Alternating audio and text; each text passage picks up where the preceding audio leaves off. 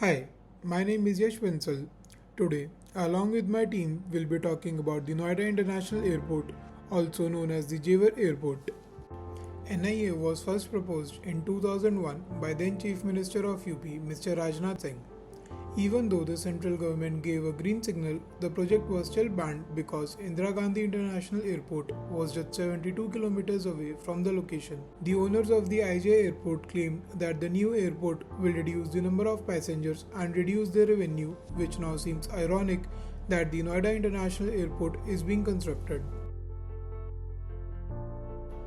In 2012, Akhilesh Yadav became the CM of UP and changed the location of the airport from Noida to Agra. A year later, the location was again changed to Tundla, a small town in Firozabad district. In 2014, our Prime Minister Mr. Narendra Modi took the reins of the country. That was the turning point for the Noida International Airport as the project was shifted back to Noida again. The Civil Aviation Ministry gave a go-ahead to the project in June 2015. In November 2019, Zurich AG won a 40-year contract to build and operate the planned Noida International Airport in Jewar. It's the same company that operates Zurich Airport in Switzerland. The company has committed to invest $700 million for the initial development phase.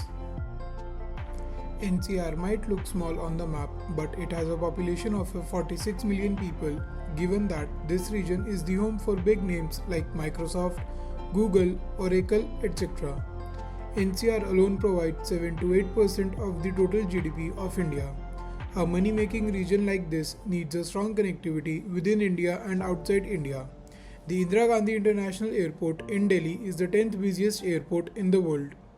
In 2023 alone, it handled 72 million passengers.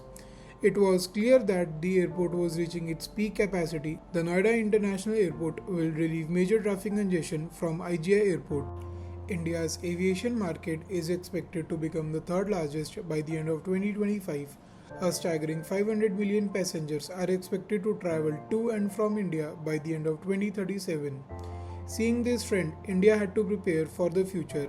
The NIA is spread across 5,000 hectares. The airport will be developed in 4 phases. The first phase is expected to be completed by the end of 2025. Phase 1 will see the creation of 2 runways that can handle 12 million passengers annually. The airport will have 28 airplane stands in this phase, which is expected to rise to 200 on completion. 4 more runways will be added by the end of the project to enhance passenger capacity. NIA Airport will be the first airport in India to have net zero emissions. The airport will utilize solar panel and other renewable sources of energy to power its operations, significantly reducing its carbon footprint. Now my teammate Ashwin Bhatnagar will talk more about the project. So now let's talk about the people who are actually behind the building of Jewar Airport, the stakeholders. An airport of this magnitude isn't built by one entity alone. It requires the combined effort of multiple stakeholders. First is the government. In government, the Ministry of Civil Aviation, Uttar Pradesh government and the Yamuna Expressway Industrial Development Authority has collaborated with the government to help and build this massive airport. Developers and contractors. Yamuna International Airport Private Limited and Zurich Airport are the major developers and contractors which has helped to build this massive airport, which is one of the largest airports in the world. Next, the local communities. Over 3,000 families were affected by this land acquisition, with government compensating and providing the rehabilitation program as well. Next will be the environmental groups. Ensuring adherence to sustainable regulation and minimizing ecological impact was the main target of the government to build this airport with sustainability measures in the mind. Next, we come to the segment of beating the clock, the timeline. One of the biggest project management hurdles in large-scale infrastructure project is the time. Every delay means cost overruns. That's where timeline crashing comes in. What is timeline crashing? It's the process of shortening the project's duration without sacrificing the quality. Here's how Jewar Airport is doing it. First, the fast tracking workflow. The parallel construction of terminal, runways and cargos to meet the deadline was one of the major targets to attain this massive project of phase 1. The 24/7 shift-based construction to speed up the process. Now we come to how the Jewar Airport and the government are collaborating to minimize and use the resource optimally. Use of AI-driven logistics were used to minimize the supply chain disruptions. Precast modulars and terminal constructions to cut the build time by 30%. Next were the risk mitigations. Contingency plans of extreme weather, labor shortage and regulatory delays were kept in mind to keep the Jewar Airport and its timeline on track. Strict budget controls were also done to avoid the cost overruns.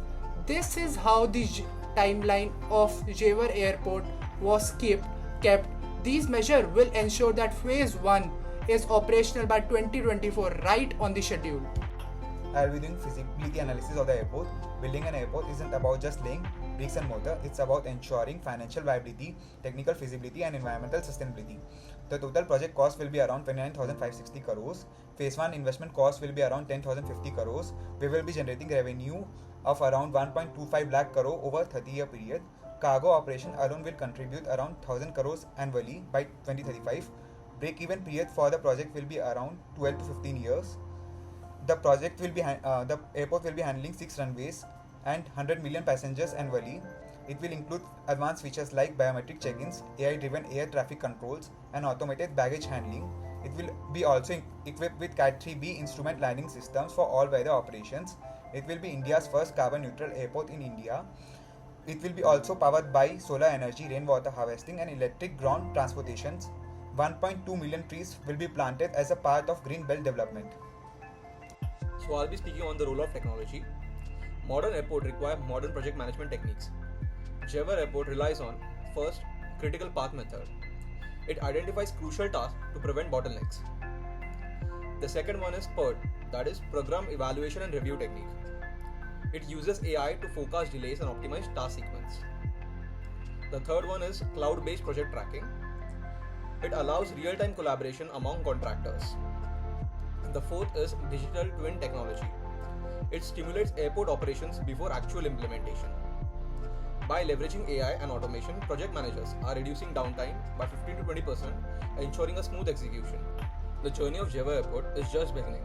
With an initial capacity of 12 million passengers, it is set to expand to 70 million by 2050.